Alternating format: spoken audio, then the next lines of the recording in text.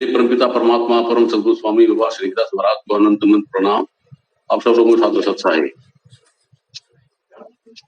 आज का सत्संग का जो विषय है वो ये है प्रगट पर दिखत नाही, है प्रगट पर दिखत नाही।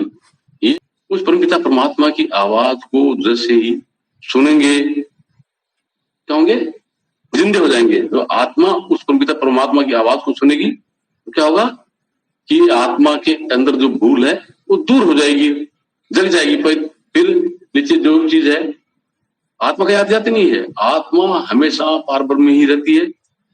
इसमें आने जाने वाला क्या है, जीव। आने जाने वाला क्या है, जीव। मतलब इसके लिए क्या क्या कहा गया है कि ओहम, जो कहते हैं काया मर जाए। काया है ये जन्मती है मरती है, ऐसे ही इसके अंदर जितना बाकी खेल है, काया के अंदर बहुत सारे खेल हैं। 5 तत्व हैं, 3 गुण हैं, 25 प्रकृति है ना।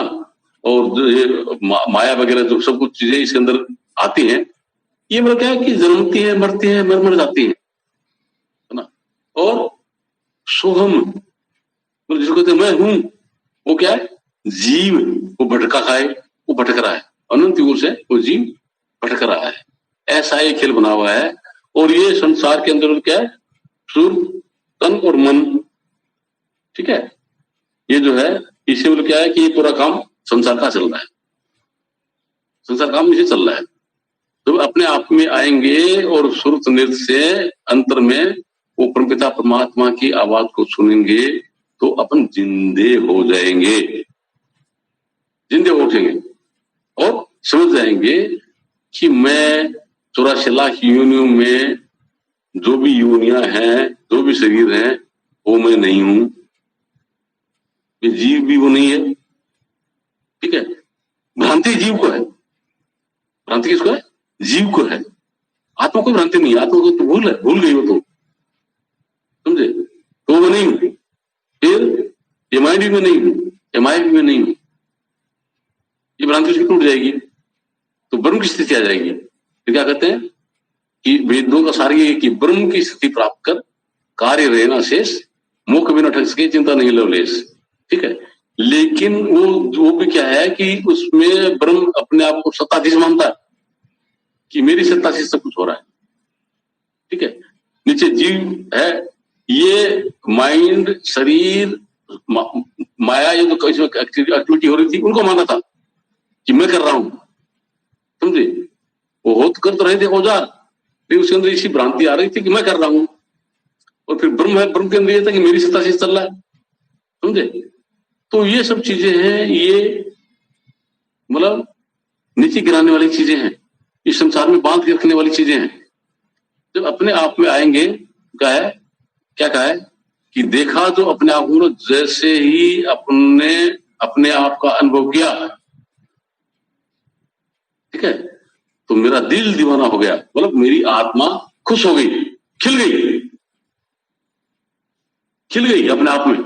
ना छेड़ो मुझको यारो, मैं खुद ही मस्ताना हो गया। मतलब ये संसार की चीजें, ये पद प्रतिष्ठा मकान दुकान विद्वता, ये कि अब मुझे मत छेड़ो, अब मैं तुम्हारे दासी में आने वाला नहीं, मैं खुद ही मस्ताना हो गया। क्योंकि मैं कहा अपने आप में आ गया हूं और मेरे अंदर जो मस्ती है ना, कहा कि मुझे मेरी मस्ती कहाँ लेके आई, कि मेरी जो मस्ती मुझे कहाँ लेकर के आई है ना, सिवा मेरे अपने कहीं कुछ नहीं है, कि मैं परमपिता परमात्मा का चेतन नूर आत्मा हूं, समझे, और कुछ नहीं है। क्यों कि मेरे अंदर ही सतगुरु मौजूद है, मेरे अंदर ही नाम मौजूद है। नाम सतगुरु मौजूद है, नाम को नाम मौजूद है, और मेरे अंदर ही परमात्मा मौजूद है। सब मेरे अंदर ही मौजूद है, मुझे पता नहीं था, भूल गया था, ठीक है। तो ये जग जाता है, जग गया, ठीक है। लेकिन ये हुआ कब तक बताइए, अच्छी अवस्था कब आएगी, जो क्या कहते हैं, इस अवस्था को पाने के लिए प्रेम करना पड़ेगा। प्रेम ये आप लोगों को बताया।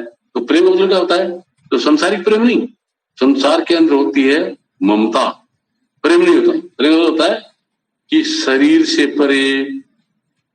अभी समझ किस चीज का है?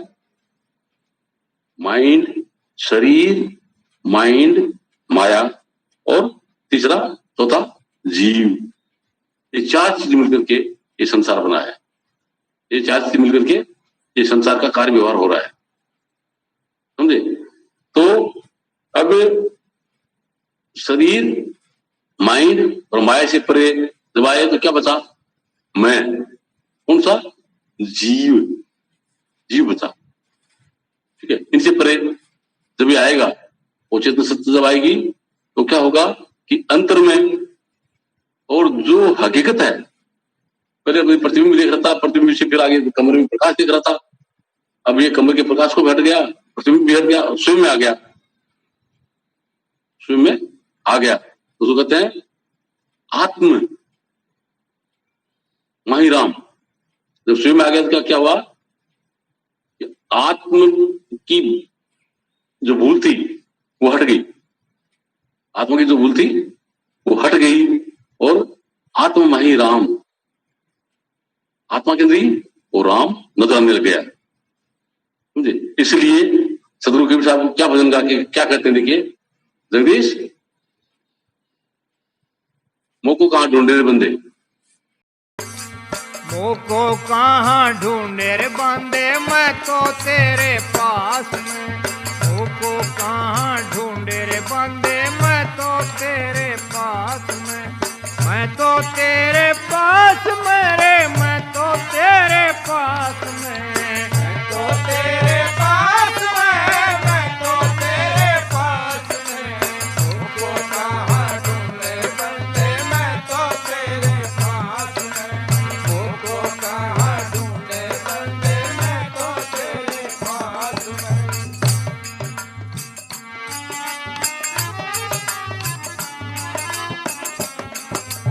ना तीरथ में, ना मूरत में, ना एकांत निवास में। ना तीरथ में, ना मूरत में, ना एकांत निवास में। ना तीरथ में, ना मूरत में, ना एकांत निवास में। ना मंदिर में, ना मस्जिद में, ना काशी कैलाश में।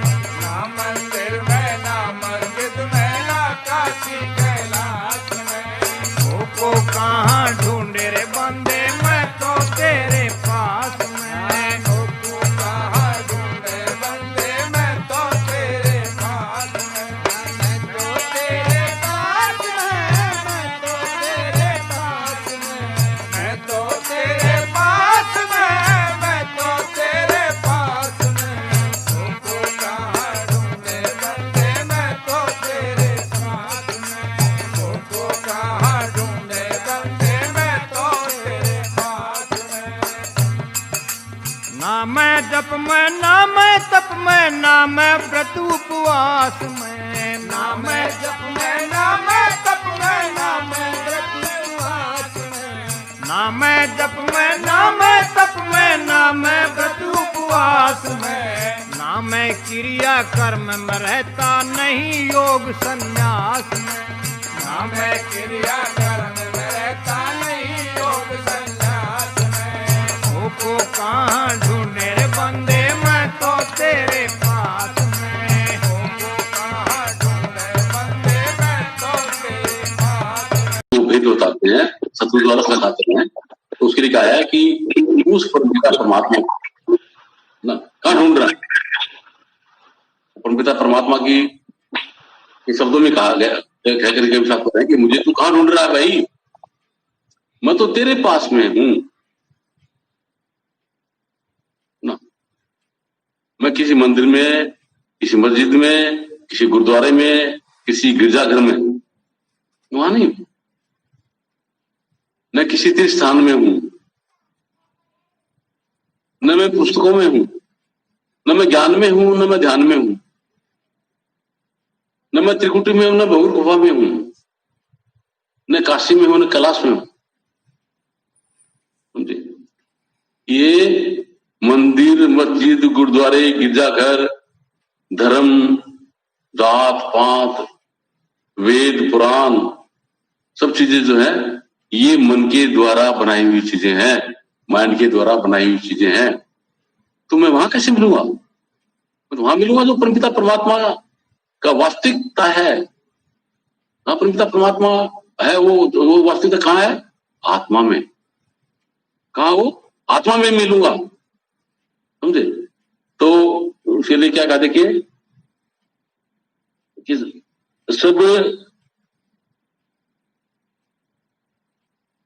सब घट मेरे साइया,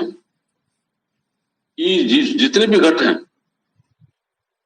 उसमें मेरा परमपिता परमात्मा निवास करता है। खाली घट ना, कोई घट खाली नहीं है।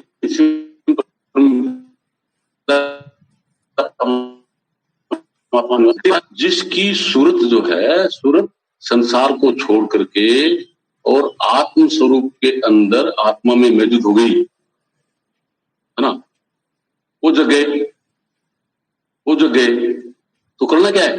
सूरत को, निरत को आत्मा में मौजूद करना है। ये मेरा टारगेट है, समझे? वहां मौजूद करना है। वहां कैसे मौजूद होगा? ये उसको मौजूद करने के लिए आप लोगों को थोड़ी देर पहले मैंने बताया था, है ना, कि पहले सतगुरु के द्वारा बताए हुए नाम जो है उनका यहाँ मौजूद होकर के और माइंड से स्मरण करवाना है, सूरत से उन नामों को सुनना है, ठीक है, और अपने चेतन को यहाँ पे सिमटा करके लाना। ये जब होगा तो अंदर में सतगुरु आपके का इंतजार कर रहे हैं, है ना। आगे सबका सब न्यारा वारा सतगुरु कर देंगे। सूरत नृत्य को माइंड से हटा करके, संसार से हटा करके उस उनका परमात्मा में मौजूद कर देंगे, समझे? ये काम आपके अंदर होना है, आपके अंदर होना है, आत्मा में मौजूद होना है सूरत नृत्य के जरिए। तो किसी मंदिर में धक्के खाने से, तीर्थों में धक्के खाने से, मस्जिदों में, गुरुद्वारों में, गिरजाघरों में, इनमें धक्के खाने से आपको कहीं कुछ नहीं मिलेगा, कुछ नहीं मिलेगा, ठीक है। कहाँ मिलेगा? प्यार भरे दिल के अंदर जाइए। ऐसे कहते हैं कि मंदिर तोड़ो, मस्जिद तोड़ो, है ना, इसमें नहीं कोई मजाका है। प्यार भरा दिल मत तोड़े बंदे, है ना। ये घर तो खुदा का है। कि यहाँ पर क्या करता है कि हिंदुओं ने मंदिर बना लिए, मुसलमानों ने मस्जिद बना लिए, हिंदू उसको राम कहते हैं, या हाँ, हिंदू उसको राम कहते हैं और मुसलमान उसको अल्लाह कहते हैं, ठीक है, अल्लाह कहते हैं। बांट दिया उसको, तो बांट के किस अवस्था में आ गए? अवस्था देखिए यूं है कि एक गांव के अंदर दो भाई थे, बहुत ही अच्छे, आपस में प्रगाढ़ प्रेम था, खुशी से रहते थे, और उनके घर पे एक महात्मा आ गए। तो उन दोनों भाइयों ने उस महात्मा की खूब अच्छी तरह सेवा की, खूब सेवा की, है ना। अब महात्मा उनके घर पे बार बार रहने लग गए, खूब खुश थे, खूब सेवा की करते थे। और वो महात्मा जगा हुआ महात्मा, है ना, उनको मतलब मालिक का प्रेम थोड़ा भरते थे, ठीक है। तो फिर क्या हुआ कि वो महात्मा तो साल में या 6 महीने में आया करते थे। और उस एक बार महात्मा जब चले गए, उसके बीच में उन दोनों भाइयों का हो गया आपस में झगड़ा, ठीक है, उन दोनों भाइयों का आपस में झगड़ा हो गया। और महात्मा आगे क्या करें? उन्होंने सब कुछ बांट दिया था, मकान घर के अंदर जो सामग्री थी सब बांट ली थी, न्यारा हो गए थे अलग। अब क्या करें? अब महाराज तो आ गए, महाराज क्या करें? उन्होंने क्या किया कि उनको अपने घर नहीं ले गए, किसी कोई पास में कोई सराय कुछ भी था वहां ले गए। महात्मा सोचा ये क्या है, अपने घर ले जाया करते हैं, अब यार कहाँ ले जा रहे हैं? तो वहां पर मतलब क्या है कि वो प्रसाद बना के लेके आए, दोनों भाई अलग अलग प्रसाद बना के लाए, उनको प्रसाद खिलाया। फिर महात्मा सोने लगे तो उन्होंने बांट लिया महात्मा को कि बायां जो भाग है ये बड़े भाई का मेरा है, महात्मा का दाएं दाएं भाग है वो मेरा है, ठीक है। तो क्या किया कि वो महात्मा प्रसाद लेकर के चारपाई पे लेट गए।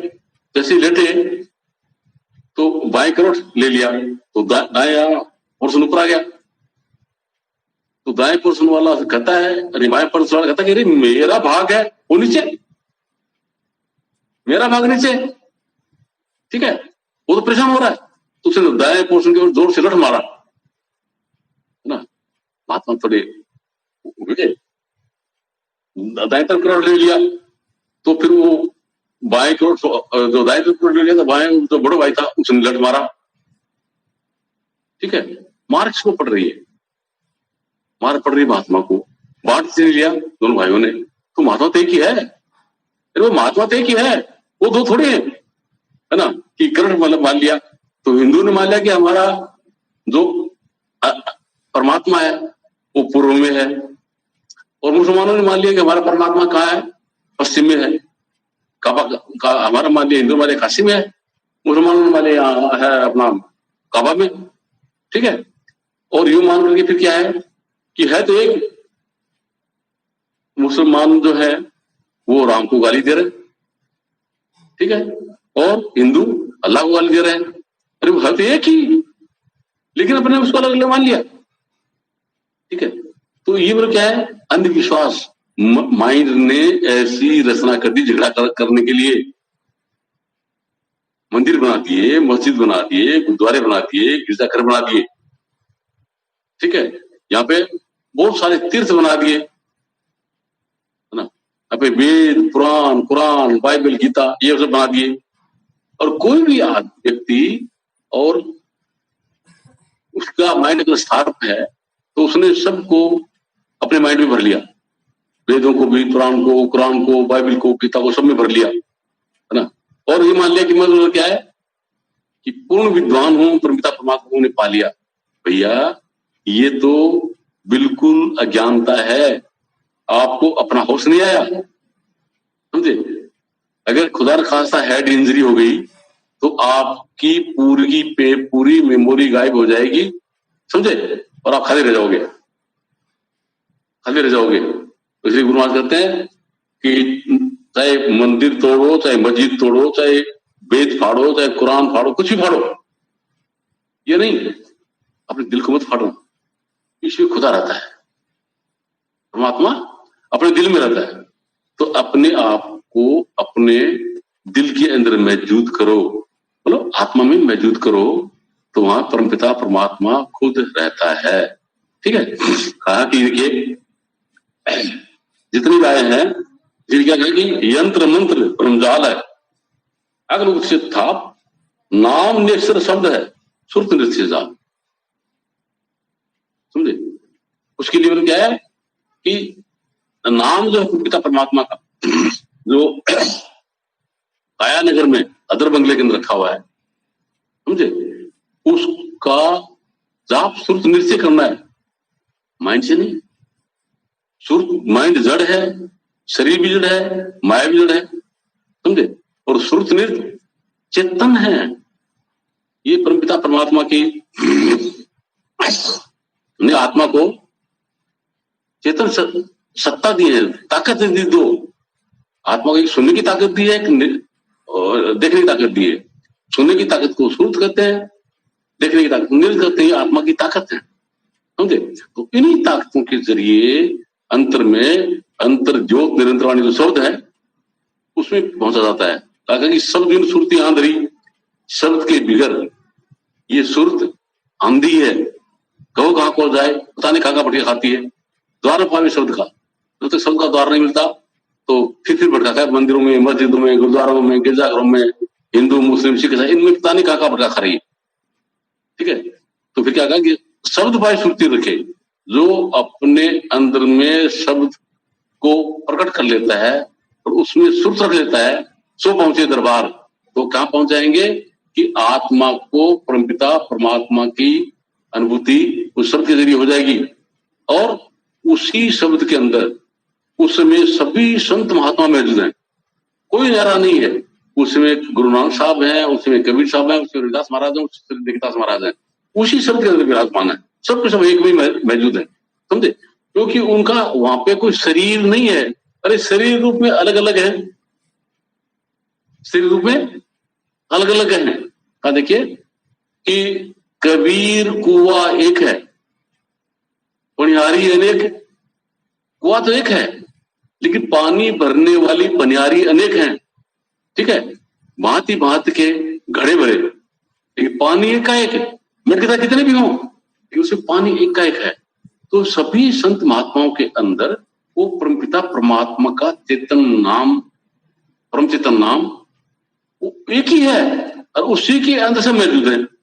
जैसे सभी घड़ों में पानी मौजूद है, उस हिसाब से उसी शब्द के अंदर सबके सब संत महात्मा मौजूद हैं, सबके सब संत महात्मा मौजूद हैं। तो वहां पे मतलब किसी प्रकार का कोई उनको डिफरेंशिएट नहीं कर सकते। ये तो अपनी गलती है कि मैं कबीर पंथी हूँ, मैं नानक पंथी हूँ, मैं रविदास पंथी हूँ, मैं तो सतनामी हूँ, मैं ये हूँ। ये ऐसा नहीं है, ये मतलब माइंड ने ऐसा बना लिया, जबकि ऐसा कुछ नहीं है, सब एक का एक है। तो आप सबसे प्रेम कीजिए और अपने अंतर में जाकर के अपने जीवन को सफल बनाइए। कहा कि जंत्र मंत्र सब झूठ है, जंत्र मंत्र ये सब झूठ है। क्योंकि आ गया देखिए, जप तप योग बुद्ध पूजा पत्थर पूजा तीर्थ व्रत धर्म कागज वेद पुराण पत्थर पानी तीर्थ, ये सब जंजाल सदगुरु छुड़वा देते हैं, ये जंजाल छुड़वा देते हैं और अंदर में शब्द को लिखा देते हैं। शब्द जो अंदर में होता है वो उसके अंदर सुरत को मौजूद करने के लिए आपको बता इशारा देते हैं कि ऐसे मौजूद कर दीजिए। ये सदगुरु करते हैं। किसी को संसार के अंदर न किसी धर्म में उलझाते हैं, न किसी जात पात में उलझाते हैं, न कोई वेद पुराण में उलझाते हैं, न कुरान में उलझाते हैं, न मंदिर मस्जिद गुरुद्वारे गिरजाघर इनमें उलझाते हैं। और सीधा से कहते भाई अपने घर पे बैठ करके आराम से प्रेम से सच्चाई के साथ में और सदगुरु ने जो बताया उस विधि से अभ्यास कीजिए और उसके अंदर उतावलापन मत कीजिए, आप उकटो मत। क्योंकि लो लागत लागत लागे है, वह भागत भागत भागे है। अनंत युगों से सोया हंसा जागत जागत जागा है, कि अनंत युगों से सोई हुई है आत्मा ना, जगते जगते जगेगी, जगते जगते जगेगी। ठीक है, सब आया एक ही घाट से, सबके सब एक ही घाट से आए हैं, अमरलोक से आए। ठीक है, और सब आए एक ही घाट से आए और एक ही घाट नीचे आ गए, संसार में आ गए। समझे? बीच में दुविधा पड़ गई। बीच में क्या दुविधा पड़ गई कि मैं हिंदू हूं, मैं मुसलमान हूं, मैं सिख हूं, मैं ईसाई हूं, मैं ब्राह्मण हूं, मैं क्षत्रिय हूं, मैं वैश्य हूं, मैं शूद्र हूं, मैं हिंदुस्तानी हूं, Pakistani, Italy, Iran, Iraq, America का वहां का हूं, है ना। इसलिए हो गए 12 बांट, इसलिए 12 बांट हो गए और एक में नहीं आए, और आना एक में है। इसलिए कब आएंगे? देखिए क्या कहा है कि इस चीज के लिए कहा कि सब घट मेरे साइया खाली घट ना खोल। अगर आपको परमपिता परमात्मा में मौजूद होना है तो सबके अंदर परमपिता परमात्मा बसता है। सबके अंदर परमपिता परमात्मा को देखिए, उसको ये मत देखिए कि राष्ट्रपति है, ये चपरासी है, ये मूर्ख है या ये विद्वान है, ये स्त्री है या पुरुष है, ये मत देखिए।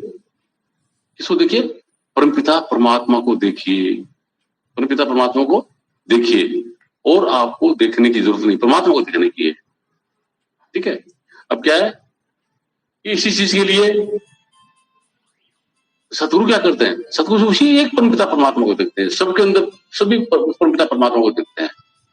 जो भी सतगुरु के पास में आता है, चाहे वो हिंदू आता है, चाहे मुसलमान आता है, चाहे सिख आता है, चाहे ईसाई आता है, चाहे ब्राह्मण, चाहे क्षत्रिय, चाहे शूद्र, कोई भी आए, चाहे गरीब अमीर कोई भी आए, चाहे कसाई आए, चाहे पुजारी आए, कोई भी आए, समझे, वो उसको नहीं देखते। क्योंकि इन चीजों को नहीं देखते कभी भी कि हिंदू है कि मुसलमान है, सिख है कि ईसाई है, ब्राह्मण है, क्षत्रिय है कि वैश्य है, शूद्र है, स्त्री है या पुरुष है, ये कभी नहीं देखते। वो क्या देखते हैं कि ये तो मतलब ये जो हकीकत में है उसके ऊपर विशेषण लगे हुए हैं। ये नहीं रहा है, न ये हिंदू है, न मुसलमान है, न सिख है, न ईसाई है, न ब्राह्मण है, न क्षत्रिय है, न वैश्य, न शूद्र है, ये है नहीं, ये समझे, न मूर्ख है, न विद्वान है, समझे, न कसाई है, न पुजारी है, ये नहीं है। यदि इसमें विशेषण लगे हैं, मेन चीज क्या है? ये परमपिता परमात्मा का चेतन नूर है ना, आत्मा है, आत्मा है। इसके ऊपर एक कवर आ गए, जैसे व्यक्ति को विशेषण आ गए, उस हिसाब से उसके ऊपर कवर आ गए, है ना। कौन से कवर आ गए? शरीर का, माइंड का, माया का, और जाति का, पाति का, धर्म का, विद्वता का, जितने भी जो ये सब कवर आ गए ना, इसी वजह से इसका नूर नजर नहीं आ रहा है। ठीक है, इसमें नूर है, मतलब जैसे मणि है, मणि में खुद में प्रकाश होता है, और मणि अगर कूड़े में पड़ी है तो उसका प्रकाश नजर नहीं आ रहा है, उसका प्रकाश गायब नहीं हो गया, उसके ऊपर कूड़ा पड़ा हुआ है, समझे। तो उसी हिसाब से मतलब क्या है कि ये है, तो इनसे अलग बनता है, ताकि देखिए कि काया नगर में अधर एक बंगला, इस काया नगर में अधर एक बंगला है जो इनसे अलग है, और उसके अंदर आत्मा, परमात्मा, नाम सब मौजूद है, समझे, गुप्त रूप से मौजूद है। ठीक है, तो लक्ष्य तो उसमें जाना है, लक्ष्य तो उसमें जाना है, उसमें रखा हुआ गुप्त वो नाम, उस लक्ष्य को हासिल करना, कि इसमें बाकी संसार की चीजों के अंदर फंसना है। ठीक है, तो ये सतगुरु वो नजर आता है कि बाकी उसके ऊपर कवर पड़े हुए हैं, और ये वो काया नगर में अधर की बंगला है, वो काया नगर में अधर बंगले में ही ये खुद रहता है, मतलब आत्मा, उसमें परमात्मा रहता है, उसमें सतगुरु मौजूद रहता है, समझे। तो उसके अंदर इसको जगाना है, उसके अंदर इसको जगाना है, इसलिए बाकी चीजों पे कभी भी ध्यान नहीं देते, बाकी चीजों कभी नहीं पकड़ते वो, समझे। तो वो बता कि जैसे एक धोबी के पास में कोई कपड़ा है, तो वो कपड़ा चाहे कसाई घर से आए, खून से लथपथ हो, चाहे बेचारे मैकेनिक का काम करने वाले हैं जिनके कपड़े ग्रीस से काले काले हो जाते हैं, चाहे वो कपड़े हों, चाहे राजा के मुखमल के कपड़े हों, चाहे वो किसी के कितने बढ़िया कपड़े हों, समझे। धोबी के पास जो कपड़ा धुलने के लिए आया है, तो धोबी क्या देखता है? उस कपड़े को देखता है कि ये कपड़ा है, ये कपड़ा है, और इस कपड़े में सफेदी है। ठीक है, ये इसके अंदर सफेदी है, तो इसके ऊपर जो मैल लगा है, ये तो ऊपर से लगा है, कपड़ा नहीं है, कपड़ा नहीं है, ये कपड़े का पार्ट नहीं है, कपड़े का पार्ट धागा है, जिससे कपड़ा बना है वो है, सफेदी है, उसके ऊपर बाकी उस पर लगे हुए मैल है, समझे। तो वो क्या करते हैं कि उसको धोबी उसको धो करके बाकी उसके ऊपर जितनी जो लगी चीजें हैं उनको हटा देता है, और कपड़े को जगमगा देता है, उसके खुद का जो वास्तविक रूप उसमें उसको जगमगा देता है। इसी हिसाब से सतगुरु के पास में जो भी आता है, तो वो सबके अंदर उसी परमपिता परमात्मा के नूर को देखते हैं।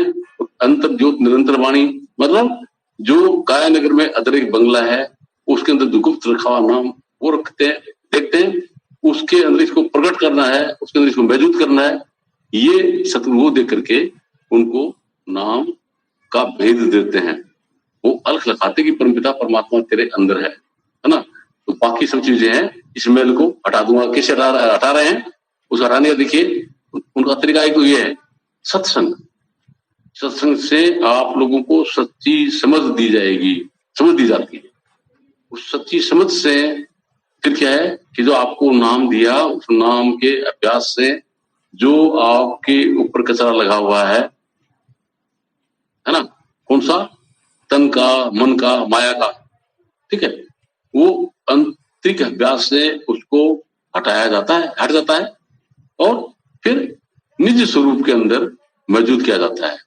जब निज स्वरूप में मौजूद हो जाएंगे तब जीवन सफल हो जाएगा। ये संतों का उपदेश है, और ये इसी के हिसाब से आपको अभ्यास करके अपने जीवन को सफल बनाना है।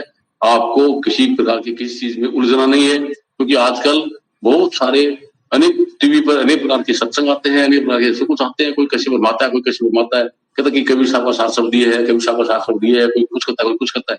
इनमें मत भरमिए, समझे, क्योंकि ये आप लोगों को मैं पहले बता चुका हूं कि मैं जब मेरे सतगुरु महाराज के पास गया था तो बहुत सारी बुक्स लेकर के गया था। तो मेरे सतगुरु महाराज ने क्या कहा, भाई ये किस लिए लाया है ना? अगर तुमको बुक्स पढ़ना था तो फिर ये अपना आश्रम बड़ा पड़ा है, यहाँ दिलाने की तुम थोड़ी थी। तुम्हें पढ़ना क्या है, अपने आप को या पुस्तकों को? ठीक है। तो यहाँ पे सतगुरु महाराज ने कहा कि बेटे अगर इनमें उलझ गए, पुस्तकों में उलझ गए तो कभी भी वापस नहीं आओगे, इतनी भयंकर भूल में फंस जाओगे कि कोई क्लियरिटी नहीं होगी। अपने आप को पढ़, और अपने आप को पढ़ने का सरल उपाय है क्या कि जितना भी कचरा माइंड में डाल रखा है उस कचरे को निकाल दो। ठीक है, और खुद में स्थित हो जाओ, खुद में महसूस हो जाओ। ये खुद की पढ़ाई है।